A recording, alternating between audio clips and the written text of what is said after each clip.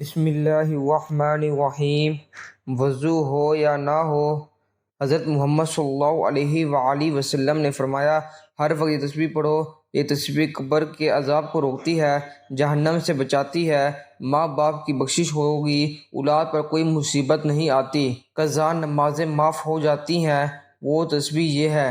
محترم ناظرین، آج حضور پاک صلی اللہ علیہ وآلہ وسلم کی ایک ایسی تسبیح کا عمل لے کر آپ کی خدمت میں حاضر ہوئے ہیں کہ اگر آپ کا وضو ہے یا نہیں، یہ تسبیح پڑھتے رہو۔ یہ تسبیح قبر کے عذاب کو روکتی ہے، جہنم سے بچاتی ہے، ماں باپ کی بخشش ہوتی ہے۔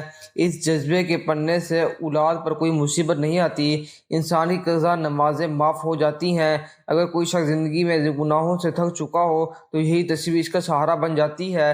یہ تسبیح وہ عمل ہے جو قبر میں انسان کا محافظ بن جاتی ہے۔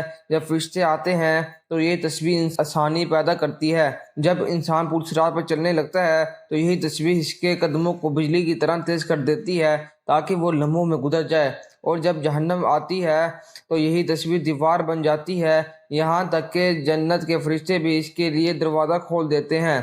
یہ تسبیح عام نہیں ہے، یہ ان لوگوں کے لیے ہے جو سچے دل سے رب کی طرف پلٹنا چاہتے ہیں، جو اپنے اعمال کو بخشوانا چاہتے ہیں، اور جو یہ چاہتے ہیں کہ مرنے کے بعد ان کے ساتھ کوئی ایسی چیز ہو جو ہر سخت مرحلے پر ان کا ساتھ دے۔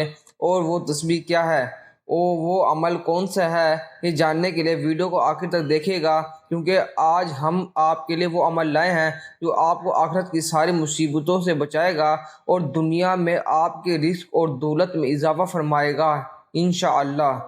ناظرین، قیامت کا دن وہ دن ہوگا جب ہر انسان نفسا نفسی کی صدا لگا رہا ہوگا۔ انسان اپنے سگے بھائی کو دیکھے گا مگر پہچاننے سے انکار کر دے گا۔ ماں جو دنیا میں اپنی اولاد کے لیے راتیں جاگا کرتی تھی، اس دن اپنے بچے سے بھاگے گی، اور باپ کو جو اپنی اولاد کے لیے رزق کما کما کر خود بھوکا رہتا تھا، اس دن اپنے بیٹے کو دیکھ کر آنکھیں پھیر لے گا۔ اللہ تعالیٰ قرآن مجید میں فرماتا ہے، جس دن انسان اپنے بھائی سے بھاگے گا، اپنی ماں اور باپ سے، اپنی بیوی اور اپنے بچوں سے، ہر شخص کو اس دن اپنی ہی فکر ہوگی۔ قیامت کے دن صرف روشنی اور فرشتوں کا دن نہیں، وہ دن ہولناکیوں سے بھرپور دن ہوگا۔ پہاڑ روئی کی طرح اڑیں گے، سورج سروں پلٹ کا ہوگا، زمین تپش سے پگھل رہی ہوگی، اور لوگ پسینے میں اس حد تک ڈوبے ہوں گے کہ کچھ کے کانوں تک، کچھ کے ناک تک، کچھ کے سروں تک پسینہ ہوگا۔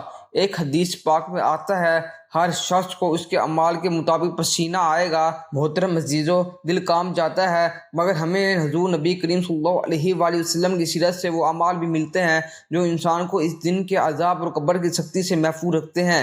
انہی میں ایک وہ بھی عمل ہے جس کا ذکر آج کی ویڈیو میں کیا جا رہا ہے۔ امیر المؤمنین حضرت علی کرم اللہ وجہہ بیان فرماتے ہیں کہ نماز فجر کے بعد نبی کریم صلی اللہ علیہ وآلہ وسلم صحابہ کرام کی طرف متوجہ ہوئے اور ارشاد فرمایا کہ میں تمہیں ایک ایسا عمل نہ بتاؤں جو اللہ کے نزدیک سب سے زیادہ محبوب ہے، جو قیامت کے دن تمہارے لیے روشنی بنے گا، تمہارے گناہوں کا کفارہ ہوگا اور تمہیں جنت کی طرف لے جائے گا۔ صحابہ کرام نے عرض کیا، ضرور یا رسول اللہ صلی اللہ علیہ وآلہ وسلم۔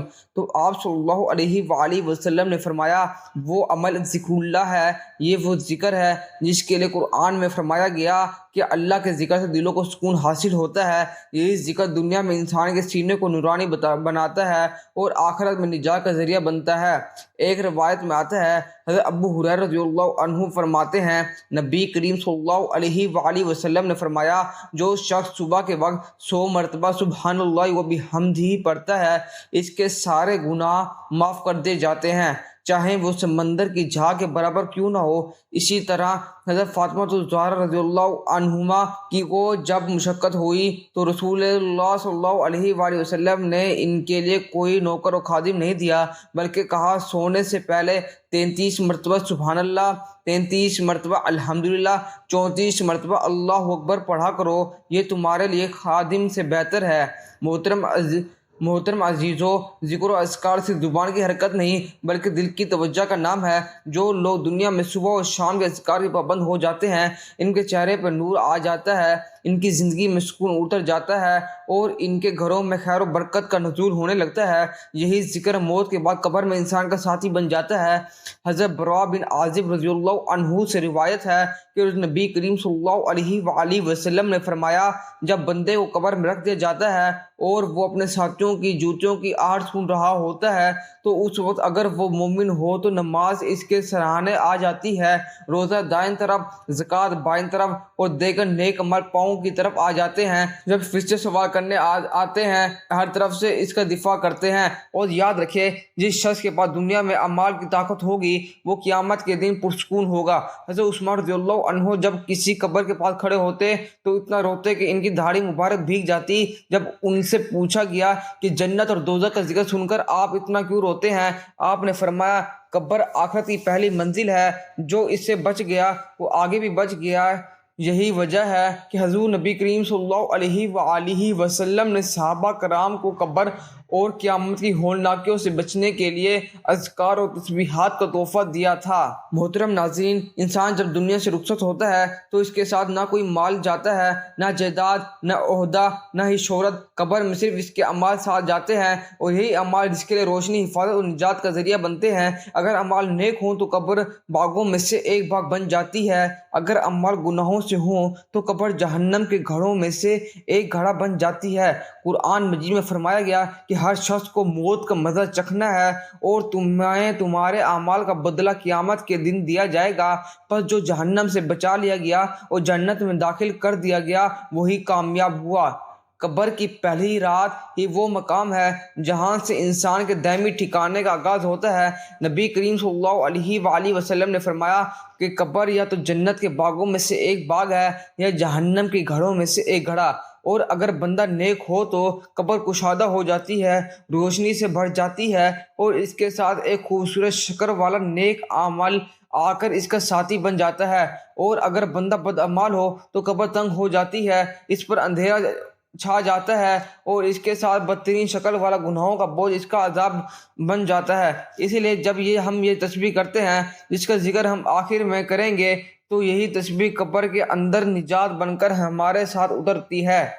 نبی کریم صلی اللہ علیہ وآلہ وسلم نے فرمایا، جب بندہ قبر میں رکھا جاتا ہے تو اگر وہ ذکر الہی کا عادی ہوتا ہے تو قبر کہتے ہیں، مرحبا اے پاکیزہ روح، تیرے لیے میری گہرائی خوشبو سے بھری ہو جائے، تیرے لیے کشادگی کر دی جائے گی، تیرے لیے نور بچھایا دیا جائے گا۔ اور اگر وہ گناہوں کا عادی ہو تو قبر کہتی ہے، تو میرے لیے ناپاک ہے، تیرے لیے تاریکی ہوگی، تیرے لیے عذاب ہے۔ اسی طرح محترم ناظرین، نبی کریم صلی اللہ علیہ وآلہ وسلم نے فرمایا کہ تین چیزیں قبر تک ساتھ جاتی ہیں، دو واپس آ جاتی ہے، ایک باقی رہتی ہے۔ مال، اہل و عیال اور اعمال قبر تک ساتھ جاتے ہیں، اہل و عیال اور مال واپس آ جاتے ہیں، اور اعمال وہی جو ہوتے ہیں جو انسان کے ساتھ قبر میں رہتے ہیں۔ اور ان اعمال میں سب سے وزنی اور مضبوط عمل ذکر الہی ہے، کیونکہ یہ تسبیح نہ صرف انسان کے گناہوں کا کفارہ بن جاتی ہے بلکہ اس کی قبر کو ٹھنڈک اور سکون کا گہوارہ بنا دیتی ہے۔ حضرت معاذ بن جبل رضی اللہ عنہ سے روایت ہے کہ نبی کریم صلی اللہ علیہ وآلہ وسلم نے فرمایا کہ قبر کی سختی سے وہی شخص بچتا ہے جو دنیا میں کثرت سے اللہ کا ذکر کیا کرتا ہے۔ اور محترم ناظرین، اس تسبیح کے ساتھ انسان کی اولاد بھی مصیبتوں سے نجات پاتی ہے، کیونکہ اللہ تعالیٰ نیک ماں باپ کی دعاؤں اور اعمال کے صدقے اولاد کو فتنوں سے محفوظ رکھتا ہے۔ قرآن مجید میں حضرت خضر علیہ السلام کا واقعہ بیان ہوا کہ انہوں نے ایک دیوار کو بغیر اجرت کے اس لیے درست کیا کیونکہ اس کے نیچے دو یتیم بچوں کا خزانہ تھا اور ان کا باپ نیک تھا۔ اللہ نے ان کے بچوں کی مال کی حفاظت ایک نیک باپ کے صدقے میں فرمائی۔ یہی برکت اس تسبیح کے ذریعے بھی حاصل ہوتی ہے، کیونکہ جب بندہ اللہ کا ذاکر بن جاتا ہے تو اس کی اولاد کے لیے بھی آسمانوں سے حفاظت نازل ہوتی ہے، انہی مصیبتوں سے بچایا جاتا ہے، ان کے رزق میں برکت ڈال دی جاتی ہے، ان کے دلوں میں سکون اتارا جاتا ہے اور ان کے راستے ہموار کیے جاتے ہیں۔ نبی کریم صلی اللہ علیہ وآلہ وسلم نے فرمایا کہ ایک بندے کے درجے جنت میں بلند ہوتے ہیں اور وہ پوچھتا ہے کہ یا اللہ یہ کیسے ہوا؟ تو فرمایا جاتا ہے تیری اولاد کے تیرے لیے کہے گئے استغفار کی وجہ سے تو جو شخص خود اللہ کے ذکر میں مشہور رہے اور جو اپنی زبان کو تسبیح سے تر رکھے، اللہ تعالیٰ اس کے اولاد کے دلوں میں ہدایت ڈال دیتا ہے اور ان کی زندگیوں کو مصیبتوں سے بچاتا ہے، اور اس طرح یہ تسبیح پل صراط پر روشنی اور رفتار کی صورت میں مددگار بن جاتی ہے، کیونکہ وہ دن سخت ترین ہوگا۔ نبی صلی اللہ علیہ وآلہ وسلم نے فرمایا ہر شخص کو پل صراط سے گزرنا ہوگا، کچھ لوگ بجلی کی رفتار سے گزریں گے، کچھ ہوا کی طرح، کچھ گھوڑے یا اونٹ کی طرح اور گھسیٹتے ہوئے چلتے ہوئے گزریں گے، لیکن جو شخص اللہ کا ذکر کرتا ہے اور خاص طور پر اس تسبیح کو پابند ہو جاتا ہے جس کا ذکر ہم اس ویڈیو میں کریں گے، تو اللہ تعالیٰ ان کے لیے پل صراط کو آسان فرما دیتا ہے۔ اور محترم ناظرین، اس تسبیح کی ایک خاص بات یہ ہے کہ جو شخص رات سونے سے پہلے اسے پڑھتا ہے تو اس کے رات کے مصائب دور کر دیے جاتے ہیں۔ نبی صلی اللہ علیہ وآلہ وسلم نے فرمایا جو شخص رات کو ذکر کرتے ہوئے سوتا ہے، وہ رات میں کسی مصیبت پر جاگ جائے یا کسی خوفناک خواب سے بیدار ہو جائے تو جو بھی دعا مانگتا ہے اللہ تعالیٰ اسے قبول فرماتا ہے۔ یہ رات کے اندھیروں میں روشنی بن جاتی ہے، بے خوابی اور بے چینی کو ختم کر دیتی ہے اور دل کو اطمینان کر دیتی ہے۔ تو وہ شخص جو والدین کی بخشش چاہتا ہے، جو اپنی قبر کو جنت کا باغ بنانا چاہتا ہے، جو اپنی اولاد کو مصیبتوں سے بچانا چاہتا ہے، جو قیامت کے دن پل صراط سے بجلی کی طرح گزرنا چاہتا ہے، جو رات کی بے سکونی سے چھٹکارا چاہتا ہے، تو یہ تسبیح تیرے لیے ہے۔ اسے اپنا معمول بنا لے، اس کے معنی کو دل سے سمجھ کر پڑھا کر، اور اس کا انعام تجھے دنیا میں بھی ملے گا اور قبر و آخرت میں بھی۔ سننے والے دل سے بات سنو، یہ کوئی معمولی ذکر نہیں جس کا ہم تذکرہ کر رہے ہیں، یہ وہ عظیم کلمات ہیں جو دلوں کو زندہ کرتے ہیں، جو قبر کی وحشت میں چراغ بن کر روشن ہوتے ہیں، جو قیامت کے دن انسان کی زبان پر ہوں گے جب وہ اور کچھ ساتھ نہ ہوگا۔ یہ وہ ذکر ہے جس کا ذکر کرنے والا دنیا میں سرخرو ہوتا ہے اور آخرت میں بھی کامیاب ہو جاتا ہے۔ محترم ناظرین، جو شخص یہ تسبیح پڑھتا ہے اس کے ساتھ اپنے دل کو بھی اللہ کے ذکر سے جوڑ لیتا ہے، اللہ پاک اس کے والدین پر بھی رحم فرماتے ہیں، اللہ پاک اس کے لیے قبر کو باغ بنا دیتے ہیں۔ پل صراط جو ایک بجلی کی چاک جیسا تیز رستہ ہے، اس پر اللہ تعالیٰ اس کے فرشتوں کی معیشت میں گزار دیتے ہیں، اور جب انسان دنیا کی مصیبتوں سے گھبرا جاتا ہے تو اللہ کا ذکر اس سے دل کو قرار دیتا ہے۔ ارشاد باری تعالیٰ ہے بے شک دلوں کا سکون اللہ کے ذکر میں ہے، لیکن میرے عزیزوں صرف زبان تسبیح پڑھ لینا کافی نہیں، اگر زندگی میں جھوٹ ہے، غیبت ہے، چغل خوری ہے، حسد ہے، والدین کی نافرمانی ہے، تو یہ تسبیح بھی دل سے خالی رہ جائے گی۔ یہ ذکر اس وقت اثر کرتا ہے جب دل اللہ کے لیے جھکے، زبان سچ بولے، آنکھ حرام سے بچے، ہاتھ ظلم سے روکیں۔ ارشاد باری تعالیٰ ہے جو میرے ذکر سے منہ موڑے گا اس کے لیے تنگ زندگی ہوگی اور ہم اسے قیامت کے دن اندھا اٹھائیں گے۔ معلوم ہوا ذکر سے غافل ہونا اندھی زندگی ہے اور ذکر الہی اختیار کرنا روشنی ہے۔ وہ بندہ جو چاہتا ہے قبر میں روشنی ہو، پل صراط پر آسانی ہو، جنت میں جگہ ہو، تو وہ زبان کو اللہ کے ذکر سے تر رکھے اور عمل کو بھی صاف رکھے۔ نبی کریم صلی اللہ علیہ وآلہ وسلم نے فرمایا اللہ فرماتا ہے میں اپنے بندے کے گمان کے مطابق ہوں، جب وہ مجھے یاد کرتا ہے تو میں اس کے ساتھ ہوتا ہوں۔ یہ کیسا عظیم وعدہ ہے کہ اللہ خود فرماتا ہے میں ساتھ ہوں، لیکن شرط یہ ہے کہ بندہ اللہ کو یاد کرے، سچے دل سے یاد کرے۔ حضرت ابو درداء رضی اللہ عنہ سے روایت ہے کہ نبی کریم صلی اللہ علیہ وآلہ وسلم نے فرمایا کہ میں تمہیں ایسے عمل نہ بتاؤں جو تمہارے سب اعمال میں بہتر ہو، تمہارے رب کے نزدیک سب سے پاکیزہ ہے، تمہارے درجات کو سب سے زیادہ بلند کرنے والا ہے، تمہارے لیے سونا چاندی خرچ کرنے سے بہتر ہے، تمہارے دشمن سے لڑنے اور شہادت پانے سے بھی افضل ہے۔ صحابہ نے عرض کیا اے اللہ کے رسول صلی اللہ علیہ وآلہ وسلم، تو آپ نے فرمایا وہ عمل اللہ کا ذکر ہے۔ محترم ناظرین غور کیجئے، نبی کریم صلی اللہ علیہ وآلہ وسلم نے ذکر کو جہاد سے افضل قرار دیا۔ حضرت عبداللہ بن مسعود رضی اللہ عنہ فرماتے ہیں کہ ایک دن ہم حضور نبی کریم صلی اللہ علیہ وسلم کے ساتھ بیٹھے تھے، آپ نے فرمایا جنت والوں کو بتا دو وہ کون لوگ ہیں؟ صحابہ کرام نے عرض کیا ضرور یا رسول اللہ صلی اللہ علیہ وسلم۔ آپ نے فرمایا وہ لوگ جن کے چہرے نورانی ہوں گے، دل پاک ہوں گے اور زبان اللہ کے ذکر سے تر ہوگی، ایسے لوگ جنت میں پروں پر سوار ہوں گے اور انبیاء اور شہداء کے ساتھ ہوں گے۔ معاذ بن جبل رضی اللہ عنہ فرماتے ہیں کہ نبی کریم صلی اللہ علیہ وسلم نے فرمایا کہ کوئی عمل ایسا نہیں جو جہنم سے نجات دینے والا ہو سوائے اللہ کے ذکر کے۔ اور حضرت ابو درداء رضی اللہ عنہ فرماتے ہیں ذکر الہی مومن کے لیے قلعہ ہے جو اس کو شیطان اور گناہوں سے بچاتا ہے۔ میرے ناظرین، کیا ہم نہیں چاہتے کہ ہماری زندگی میں بھی سکون ہو، ہمارے بچے بھی نیک ہوں، ہمارے والدین کی مغفرت ہو، ہماری قبریں باغ بنے؟ کیا ہم نہیں چاہتے جب سب چھوڑ جائیں تو اللہ ساتھ ہو؟ تو آؤ اس تسبیح کو اپنے دل سے اپنائیں، صرف زبان کا نہیں بلکہ دل سے ذکر اور عمل کریں۔ اس کے لیے قرآن کہتا ہے پس میرے ذکر کو یاد رکھو میں تمہیں یاد رکھوں گا۔ جب بندہ اللہ کا ذکر، اللہ کو یاد کرتا ہے تو اللہ اسے یاد کرتا ہے، اور جسے اللہ یاد کرے اس پر مصیبت کا سایہ نہیں رہتا۔ میرے ناظرین، صحابہ کرام رضوان اللہ اجمعین کی زندگی پر غور کریں، پتہ چلتا ہے کہ وہ صرف نماز گزار نہیں تھے بلکہ وہ ہر وقت ذکر میں رہتے تھے۔ حضرت بلال رضی اللہ عنہ کو اذان کی خدمت ملی کیونکہ ان کا دل ذکر سے بھرپور تھا۔ حضرت ابو ہریرہ رضی اللہ عنہ دن میں 1000 مرتبہ اللہ کا ذکر کرتے۔ حضرت عمر رضی اللہ عنہ فرماتے تھے کہ میں صبح کے وقت اللہ کا ذکر نہ کروں تو دل میں برکت نہیں آتی۔ نبی کریم صلی اللہ علیہ وآلہ وسلم خود اللہ کا ذکر میں سب سے زیادہ رہنے والے تھے۔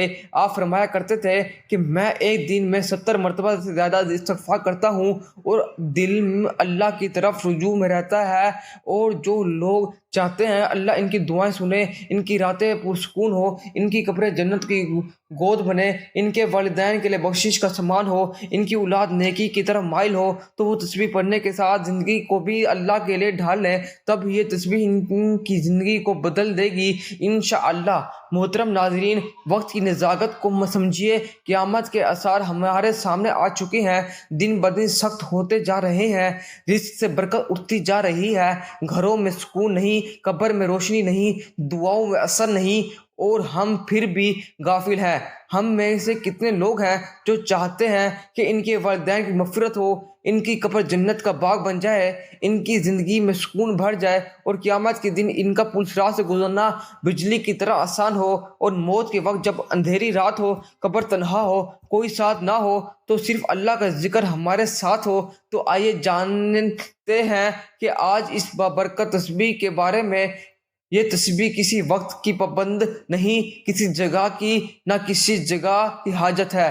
اس کو جب آپ چلتے پھرتے، اٹھتے بیٹھتے، نیند سے جاگتے یا سوتے وقت یا نماز کے بعد جب بھی جہاں بھی آپ کو وقت ملے پڑھ سکتے ہیں۔